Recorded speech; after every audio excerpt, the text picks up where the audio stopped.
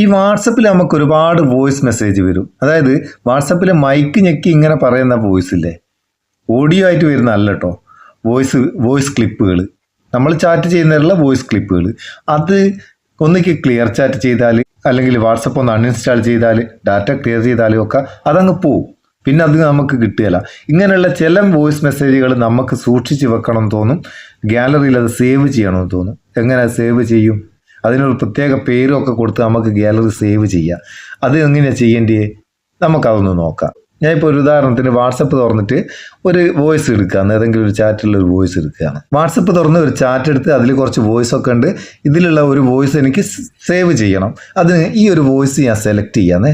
തിരിയുന്നുണ്ടോ പറയുന്നത്? ഇതാ സെലക്ട് ചെയ്ത് ലോങ് പ്രസ് ചെയ്ത് അത് സെലക്ട് ചെയ്ത് അപ്പോൾ എന്ത് സംഭവിക്കൂ? മേലെ കുറേ ഓപ്ഷൻസ് വരികയല്ലേ. അതിൽ കുറച്ച് സംഭവങ്ങളിലുണ്ട്. ഇവിടെ ഒരു 3 കുത്ത് കാണാം വലത്തെ അറ്റത്ത്, മൂലക്കൊരു 3 കുത്ത്. ആ 3 കുത്തിൽ ചെറിയ ഒരു കുത്ത് കൊടുക്കുക. ഒരു കുത്ത് കൊടുത്താൽ ഇവിടെ കുറച്ച് സംഭവങ്ങൾ വരും. ഇതിൽ ഷെയർ എന്നുള്ള ഒരു എഴുത്ത് കാണാം, ചിഹ്നമൊന്നുമല്ല.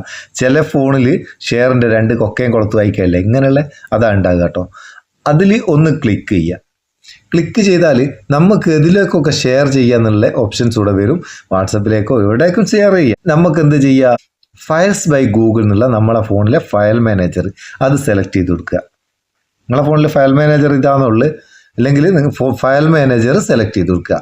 ഇതിൽ ഫയൽസ് ബൈ ഗൂഗിളാണ്. ഈ ഫയൽസ് ബൈ ഗൂഗിളിൻ്റെ ഫയൽസ് അത് ഒരുപാട് നമ്മൾ പറഞ്ഞ സംഭവം കേട്ടോ. അതിനെപ്പറ്റി ഏറ്റവും നല്ലൊരു ഫയൽ മാനേജർ.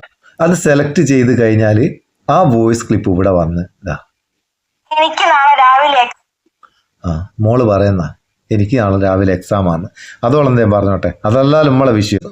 ഇപ്പം ഇതിങ്ങനെ എന്തെല്ലോ രൂപത്തിലല്ലേ, നമുക്ക് അതിൻ്റെ പേരൊന്ന് മാറ്റിക്കളയാം. നമുക്കിത് തിരിച്ചറിയണ്ടേ, പെട്ടെന്ന് ഗാലറിയിൽ നിന്ന് നോക്കിയെടുക്കണ്ടേ. അതിനെന്ത് ചെയ്യുക? ഇവിടെ ഒരു 3 കുത്ത് കാണാം. ആ 3 കുത്തിലും ചെറിയൊരു കുത്ത് കൊടുത്താൽ ഇവിടെ റീനെയിം എന്നുള്ള ഒരു ഓപ്ഷൻ കാണാം. ആ റീനെയിം എടുക്കുക. റീനെയിം എടുത്തിട്ട് ഈ സെലക്റ്റായ ഭാഗമല്ലേ, ആ സെലക്റ്റായ ഭാഗം അങ്ങ് ഒഴിവായി കളയുക. ഡോട്ടിന് മുമ്പുള്ള ഭാഗമാണ് ഒഴിവാക്കേണ്ടത്, ഡോട്ടിന് ശേഷമുള്ള ഒഴിവാക്കരുത്. അതിന് ശേഷം നമുക്ക് എന്താണോ ഇതിന് പേര് കൊടുക്കേണ്ടത് അതാണ് എഴുതി കൊടുക്കുക. ഞാൻ ഇപ്പം ജസ്റ്റ് ഒന്ന് കാണിച്ചു തരാൻ വേണ്ടിയിട്ട് MUTHUS മുത്തൂസ് എഴുതി, എന്നിട്ട് ഓക്കെ കൊടുത്തേക്കുക. അപ്പോൾ എന്തായി? ആ വോയിസിൻ്റെ പേര് മാറി. ഇനിയിപ്പോൾ ഇത് എവിടെയാണ് നോക്കിയിരുന്നാൽ കാണുക? ഫയൽസിൽ ഡൗൺലോഡ് എന്നുള്ള ഭാഗത്ത് അതുണ്ടാവും. ഇനിയിപ്പോൾ നമുക്ക് വാട്സപ്പിൽ ഈ മെസ്സേജ് ഷെയർ ചെയ്യണം. അതെങ്ങനെ ചെയ്യൂ? ഇവിടെ ഉള്ള കൊക്കയും കൊടുത്തില്ല, താഴെയുള്ള അതൊന്ന് ക്ലിക്ക് ചെയ്താൽ ഓഡിയോ എന്നുള്ള ഭാഗം എടുക്കുക. ഓഡിയോ സെലക്ട് ചെയ്താൽ കണ്ടോ, മുത്തൂസ് എന്നുള്ള ആ വോയിസ് ഇവിടെ വന്ന്. ഇതുപോലെ നമുക്ക് എന്താവശ്യത്തിന് ഈ വോയിസ് എടുക്കണമെങ്കിലും ഗാലറിയിൽ നിന്ന് എടുക്കണമെങ്കിലും ഈ നമ്മൾ കൊടുത്ത ആ പേര് വെച്ച് സെർച്ച് ചെയ്താൽ ഇങ്ങ് കിട്ടും കേട്ടോ. സംഭവം അങ്ങനെ അടിപൊളിയല്ലേ?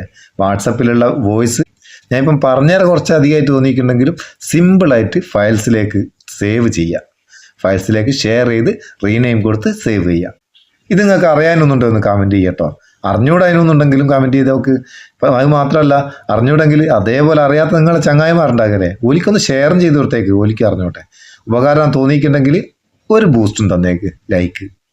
നമുക്ക് അടുത്ത വീഡിയോ നല്ല സെഗ്മെൻറ്റ് കാണാം. നിങ്ങളുടെ സ്വന്തം Muthoos Meppayur. Thank you so much.